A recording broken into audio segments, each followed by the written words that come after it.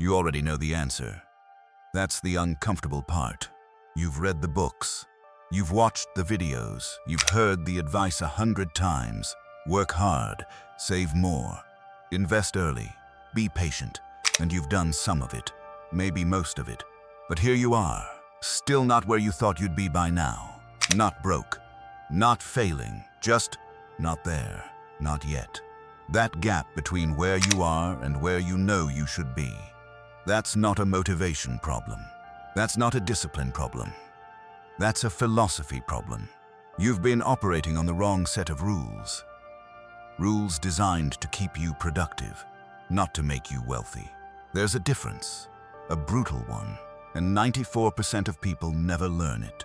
The other 6% found a different philosophy, not a newer one, an older one. One that's been working without interruption since 1397. Here's what they told you getting rich was about. Sacrifice, hustle, grind. Eventually, if you're lucky, reward. That's the story. Work now, live later. The Medici called that philosophy something else. They called it slavery with a salary. Not because working hard is wrong, but because working hard inside the wrong system produces only one result: more work. You don't build wealth by increasing your labor. You build wealth by changing what your labor builds. And those are not the same thing, not even close. Think about the people you know who work the hardest. Really think about them. Are they the wealthiest people you know? In almost every case, no. The hardest workers you know are probably not the wealthiest. And the wealthiest people you've encountered are often not the hardest workers in the room. That should be deeply uncomfortable. Because if effort was the determining variable, if grinding was the engine of wealth, then the world would look completely different from how it looks right now. The people carrying 3 jobs would be millionaires. The people working 80-hour weeks in construction would be retiring at 45. The farmers who wake up before the sun every single day of their lives would be among the richest people on the planet. They are not. And this is not an argument against hard work. Hard work is necessary, but it is not sufficient. The missing variable is not effort. The missing variable is philosophy, the framework through which you decide what to work on, how to deploy what you earn, who to align yourself with, and what kind of structures to build with your time. Most people spend their entire lives optimizing their effort. The Medici spent their lives optimizing their systems. One of those people ends their career with a pension and a memory of sacrifice. The other ends it with an empire and a name that history still remembers 600 years later. The difference isn't talent. It isn't even luck. It's philosophy. And philosophy, unlike talent, unlike luck, unlike birth, is learnable. The Medici proved it. They built theirs from nothing, in a city where they had no title, no noble blood, no inherited land, no family name that opened doors. What they had was a way of thinking about money that the rest of the world had not yet discovered. They didn't stumble into wealth. They reasoned their way there.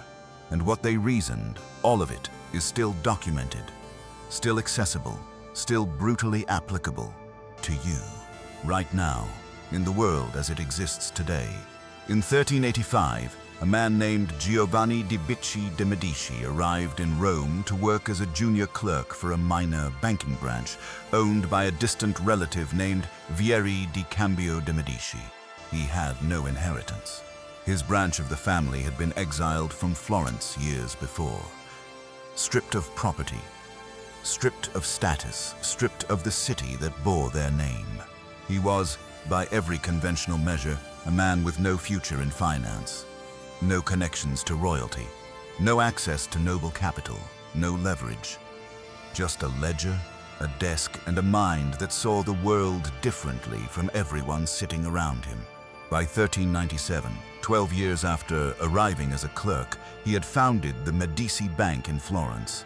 Not inherited it, founded it with his own capital, using his own systems, built on principles he had developed and tested, across a decade of careful observation. By the time of his death in 1429, that bank had branches in Rome, Venice, Geneva, London, and Bruges. It was financing papal elections. It held accounts for the King of England. It processed letters of credit that moved wealth across borders faster and more securely than anything else in existence.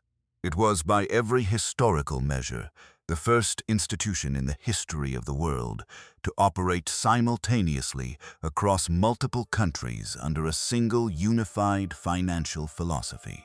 Not military conquest, not inherited monopoly, not political appointment. Philosophy, executed with precision. Over decades, his son Cosimo would go further. Cosimo expanded the bank to 11 branches across Europe. He became so influential in Florence that the city's ruling council sent him into exile in 1433.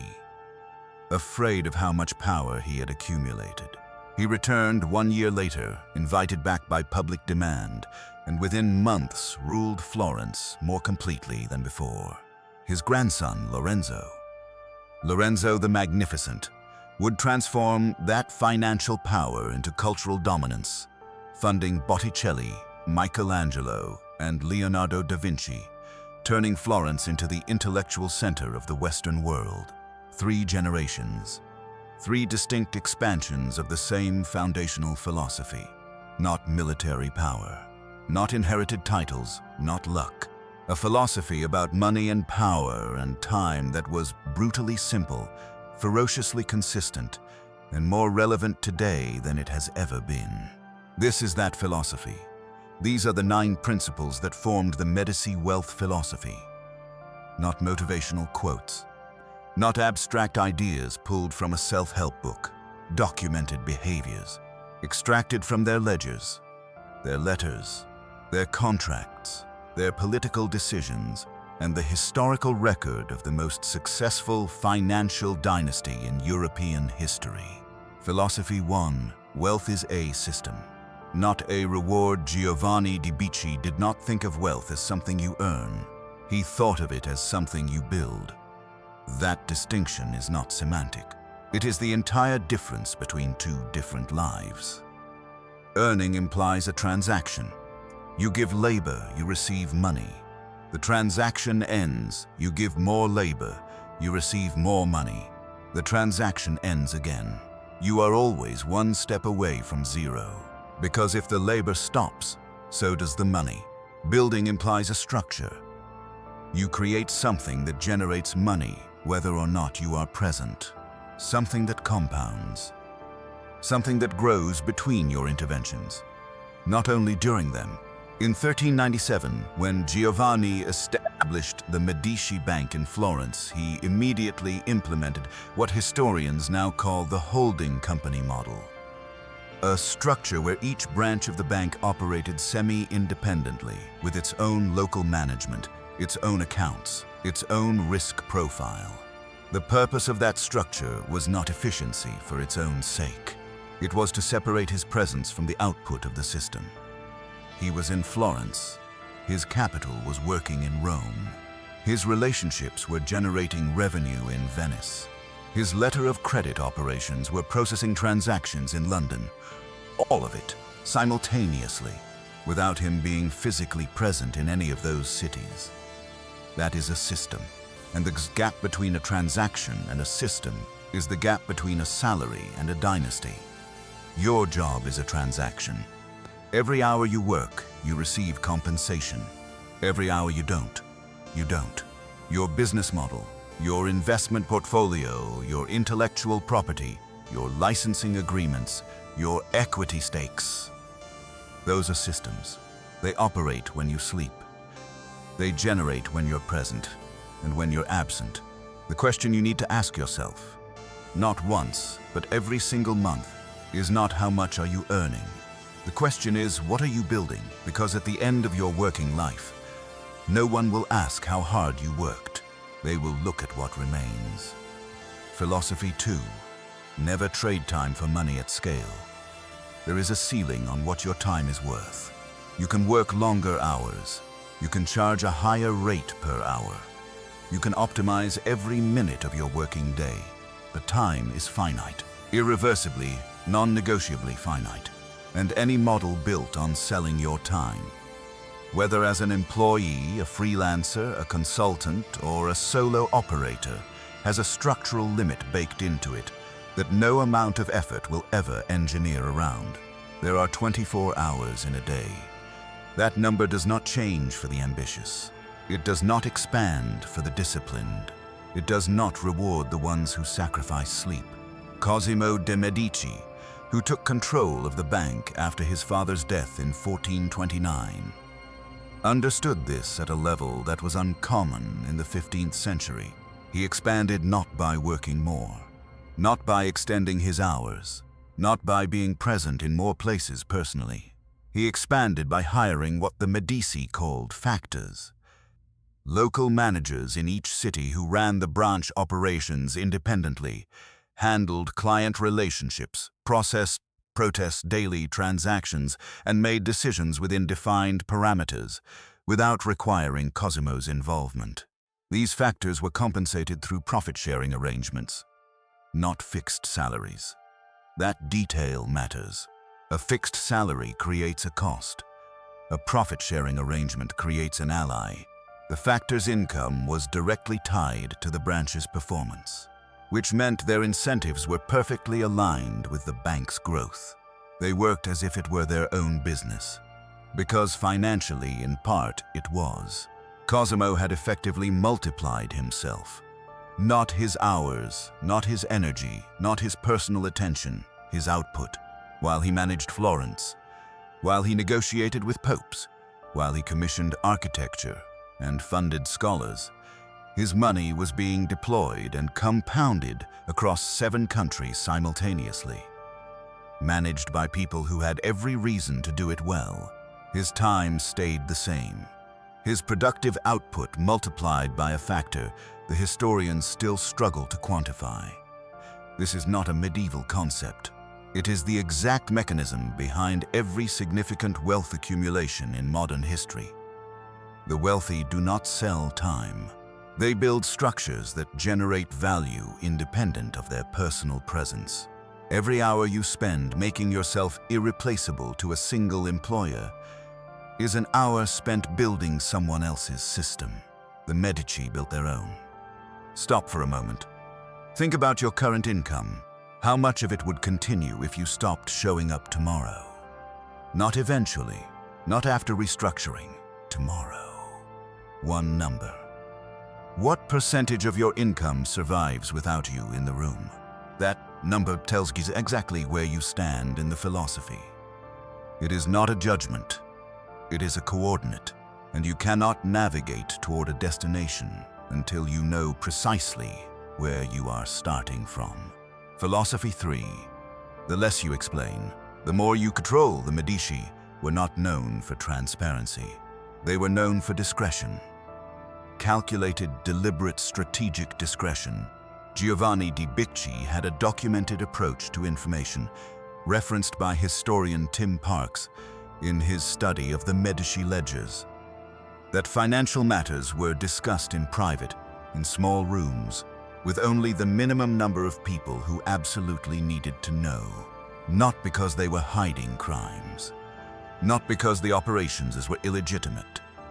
Because information is leverage, and leverage dissipates the moment it becomes common knowledge.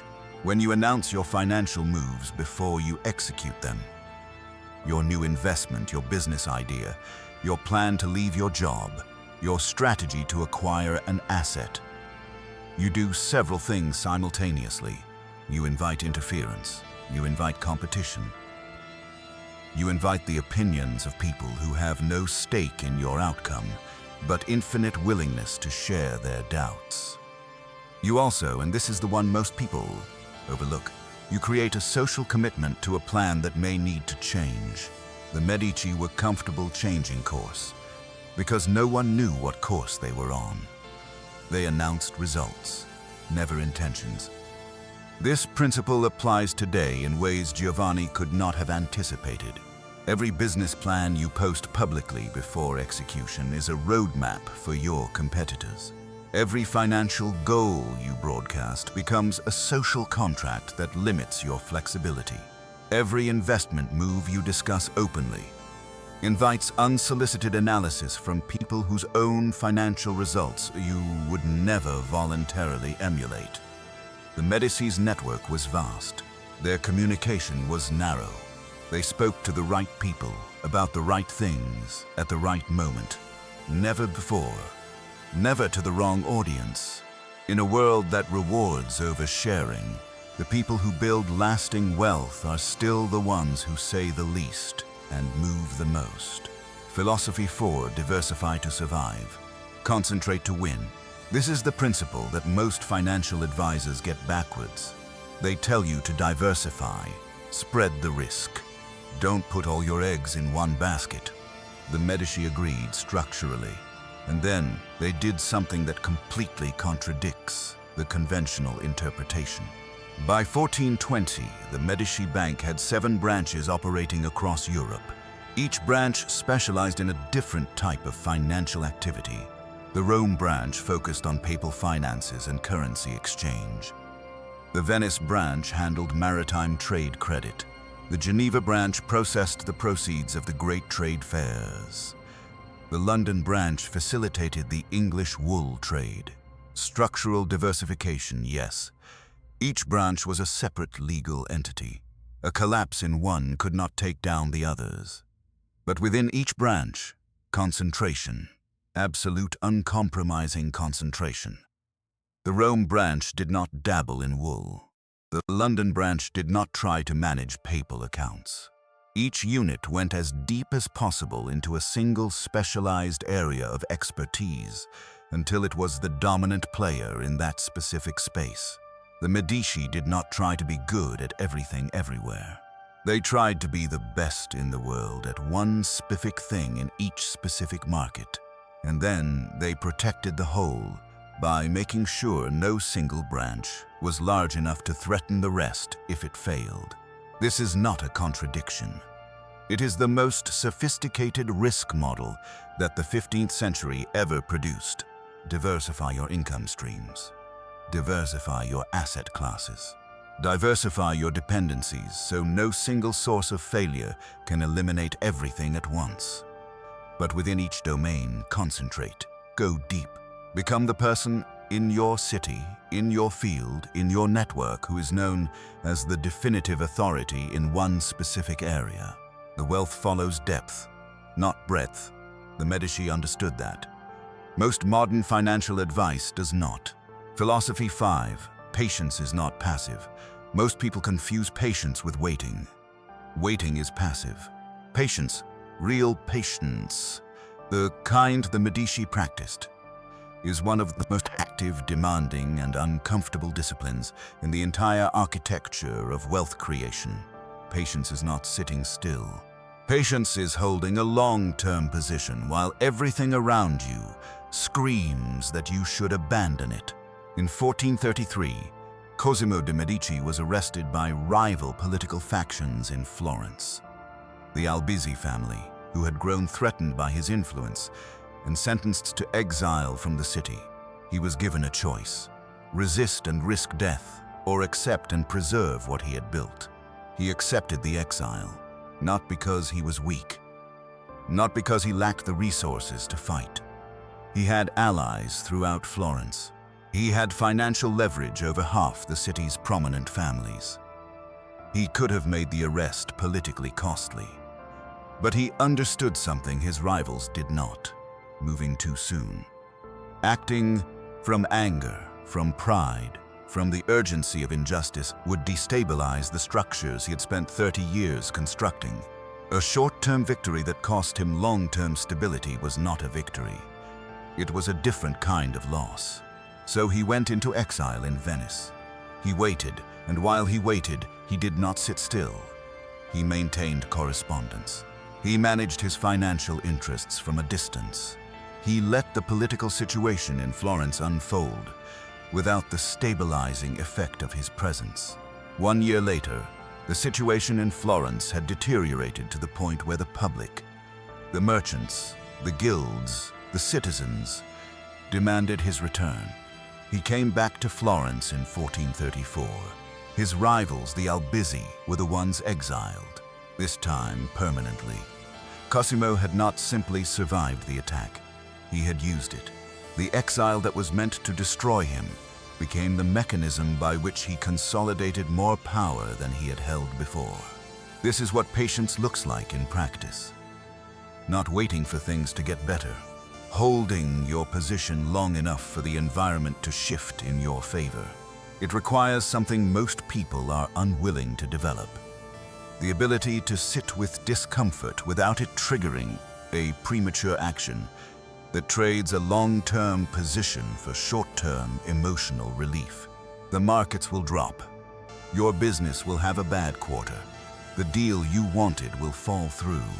The investment you made will look terrible for 18 months.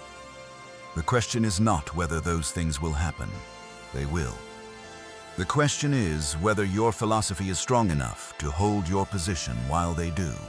Think about one financial position you currently hold.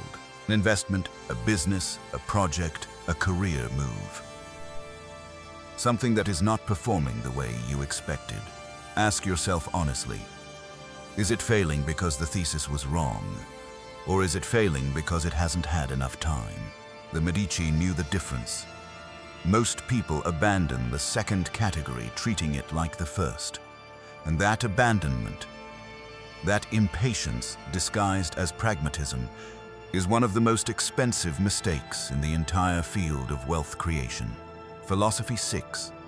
Build relationships with people who already have what you want. This principle sounds obvious when stated plainly. It is practiced in its truest form by almost no one, because practicing it correctly requires a level of ego dissolution that most people are not willing to perform. Giovanni de Bicci did not try to learn banking by reading about it. He apprenticed directly under Vieri di Cambio de' Medici, a distant relative who was already operating a successful banking operation in Rome. He positioned himself not as an equal, not as a peer, as useful. He made himself indispensable to an operation that was already working. He learned how it worked from the inside. He identified the patterns that produced success and the habits that created failure. And he did all of this from a position of genuine service, not strategic proximity, performed for the sake of extraction. That distinction matters. People who are genuinely useful get access. People who are performing usefulness get found out.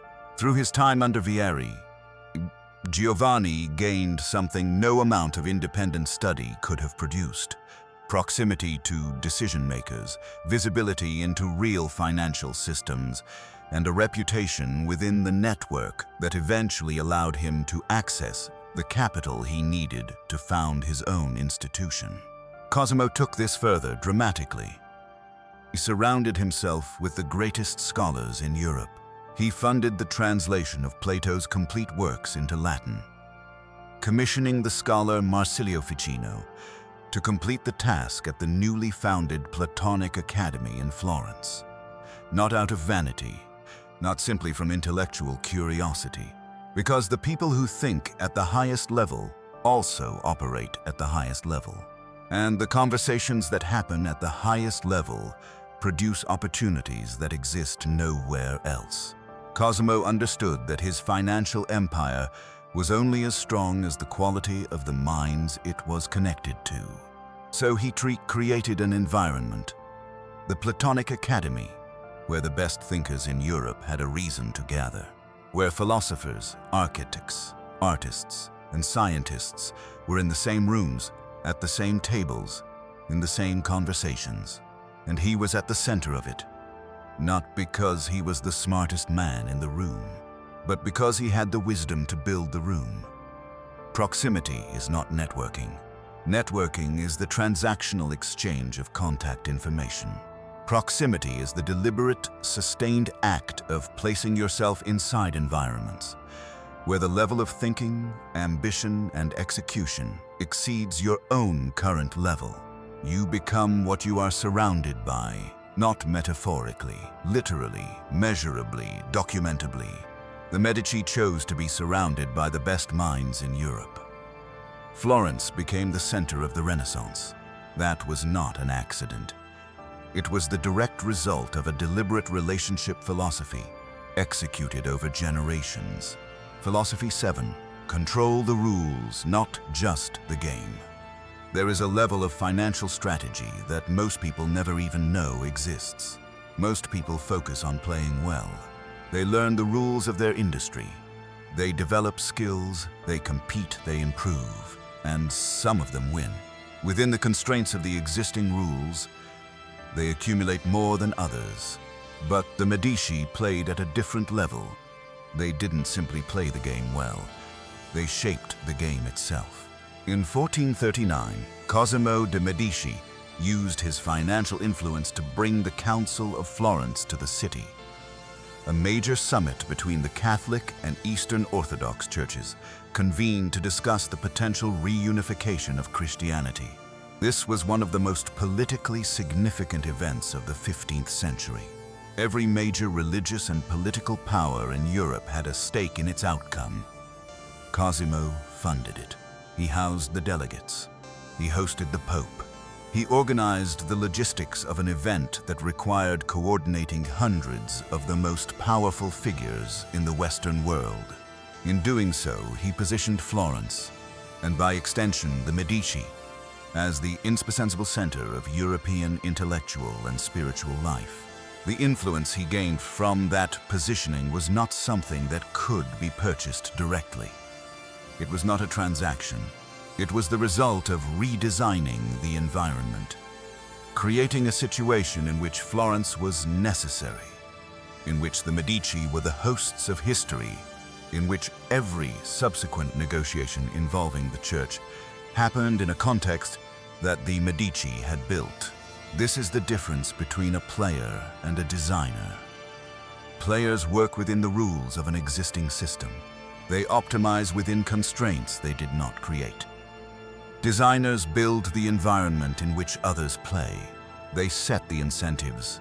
They determine what the game rewards. They make themselves structurally necessary to outcomes that other people are competing to achieve. Every industry has rules. Every market has an architecture. Every field has gatekeepers and structures and incentives. The question is not how well you can perform within those structures. The question is, at what point do you stop playing and start designing? The Medici answer was consistent across 3 generations. You play until you understand the system completely. Then you build the next layer of it. Philosophy 8. Money is a tool. Never let it become your identity. This is the principle that separates the Medici from every other wealthy dynasty of their era. And it is the principle most commonly misunderstood. Lorenzo de' Medici, who took control of the family's affairs in 1469 at the age of just 20, operated from a philosophy that had been embedded in the family's culture across 3 generations. Money was never the point. The point was what money made possible. Under Lorenzo, the Medici did not simply accumulate. They deployed. They funded Sandro Botticelli, who produced The Birth of Venus and Primavera, 2 of the most recognized paintings in human history. They supported the young Michelangelo, inviting him into the Medici household at age 14, where he had access to the greatest art collection in Florence and the greatest minds of the age.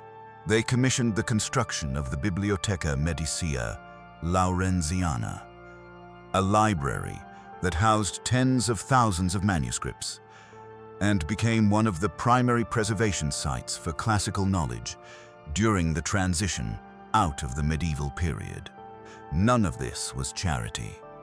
It was a strategic deployment of capital into the domains that shape culture, that generate influence, that build the kind of reputation that no amount of direct financial accumulation could purchase. Lorenzo understood something that purely transactional wealth holders never grasp. Money accumulated and hoarded produces one outcome: a larger number. Money deployed with vision and intention produces something else entirely, a legacy, an identity that outlasts the wealth itself. The Medici name is still recognized across the world, 500 years after the family's financial dominance ended. Not because of how much gold was in their vaults, because of what they did with it. Money as a tool produces legacy. Money as an identity produces only ego. And ego, the conviction that the accumulation itself is the achievement, is the most reliable mechanism for destroying in one generation what took 3 to build. What you do with money determines what money does for you. That is not a motivational statement. It is a historical observation with 6 centuries of supporting evidence. Think about the last significant amount of money you received or earned. What did you do with it? Did you deploy it, or did you absorb it? The Medici answer was always the same. Every surplus was a decision point. Every decision point was an opportunity to move the system forward, not to reward the past, to fund the future. Philosophy 9, the formula is simple. The execution is hard. Here is where everything comes together. Here is the moment where most people expect complexity. A final layer of secret knowledge, a system available only to the privileged, a formula locked behind credentials they don't have. There is no such thing. The Medici wealth philosophy, distilled to its absolute core, produce more than you consume, every month, without exception. Not dramatically, consistently. Deploy the surplus into structures that compound, not savings accounts, not possessions, into systems, assets, equity, skills, relationships that generate more without requiring proportional additional effort. Protect those systems through diversification and discretion. Don't allow a single failure to eliminate everything. Don't broadcast what you're building until it exists and it's defensible. Expand through relationships and influence, not through labor alone. Your network is not your Rolodex. Your network is the environment you've deliberately constructed. Build it at the level you intend to operate at. Hold when others panic. Move when others freeze. The moment of maximum fear in any market is almost always the moment of maximum opportunity. The Medici knew this. They positioned for crises before crises arrived. And when crises came, they already had the resources to act while everyone else was simply surviving. That is the entire philosophy. 5 operational principles, no hidden layer, no prerequisite access. And yet, the percentage of people who actually execute all 5 consistently across years and decades is vanishingly small. Not because the principles are unclear, because executing them requires something that no book can give you and no video can manufacture, a willingness to see the world as it is. Not as the culture around you insists it should be, not as the advertising industry needs you to believe it is, not as your social environment rewards you for pretending it is, as it actually is. A world where wealth is not distributed by effort, where fairness is a social aspiration, not an economic mechanism, where the rules reward those who understand them and extract from those who don't. The Medici did not pretend this was a comfortable world. They did not campaign to change it. They understood it with perfect clarity, and they built within it accordingly. Getting rich is brutally simple.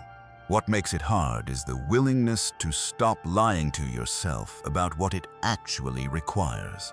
The Medici stopped lying about that in 1397. Most people never do. I'll tell you when this changed for me. Not when I read a book about investing. Not when I found the right strategy.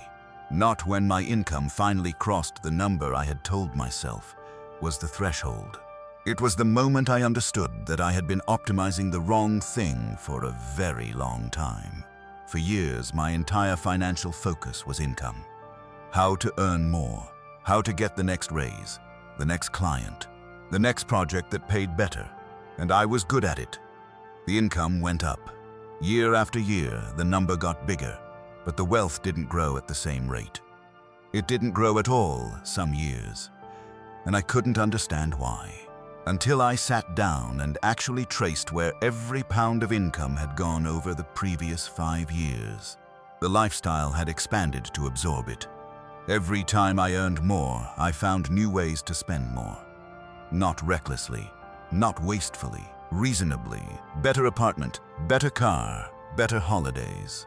Things that felt like the rewards of the effort. But they were not investments. They were not systems. They were consumptions. And consumption, no matter how reasonable it feels in the moment, is the opposite of wealth creation. I was not building anything. I was running faster on the same treadmill and confusing the speed with progress. The shift happened when I stopped asking, how do I earn more, and started asking, what am I building? One question is about velocity. The other is about direction. The Medici were never the fastest. They were rarely the most aggressive. In many documented cases, they were outworked by rivals who hustled harder and moved quicker. But they were always the most directional. Every decision, every relationship, every deployment of capital was oriented toward a specific structural outcome, not just a larger number in the current period. That shift in the question I was asking, from how much to what for, changed everything. Not overnight, not dramatically, not in a way that anyone around me immediately noticed, but compounded across months and then years. The difference between those two questions is the difference between a salary and a legacy. The Medici understood that 500 years before I did, and it is the only reason I am here now, building something in the direction of a philosophy that a family of Florentine bankers documented with their lives across 3 centuries. There are 2 types of people who reach this point in the video. The first type found this interesting. They'll carry a few of these ideas into their next conversation. Maybe mention Giovanni di Bicci at dinner. Maybe feel for a moment that they understand something others don't. And then the next notification arrives, the next piece of content, the next distraction, and the philosophy settles into the background like everything else they've consumed without integrating. The second type felt something different.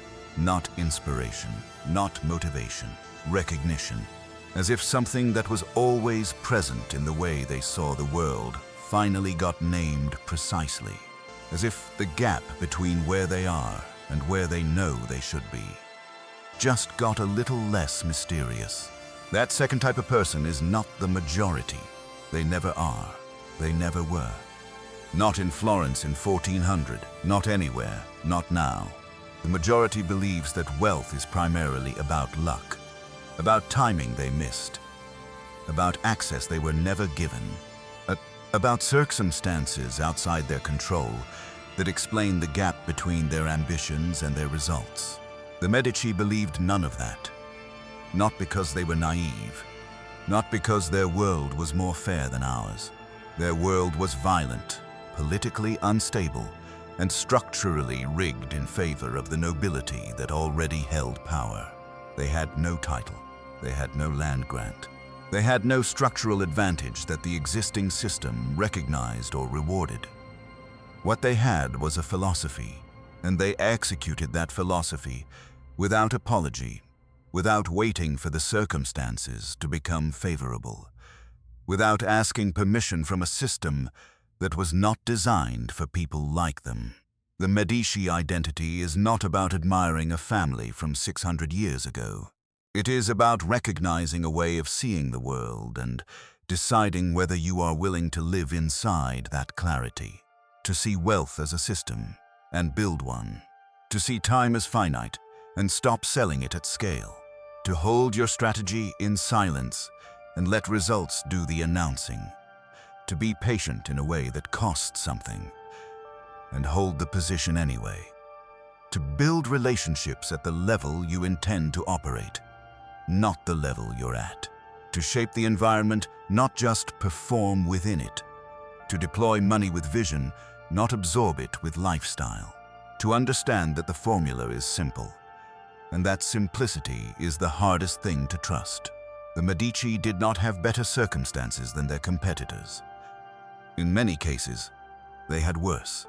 They had a better philosophy, and they applied it with the kind of consistency that most people reserve only for their habits of comfort. The question is not whether the philosophy works. 6 centuries of documented evidence answers that. The question is whether you are willing to operate from it. Most people will watch this and move on. A few will stay and change, decide which one you are. No fluff, no noise, just strategy. Subscribe if you're not one of the ones who stays average.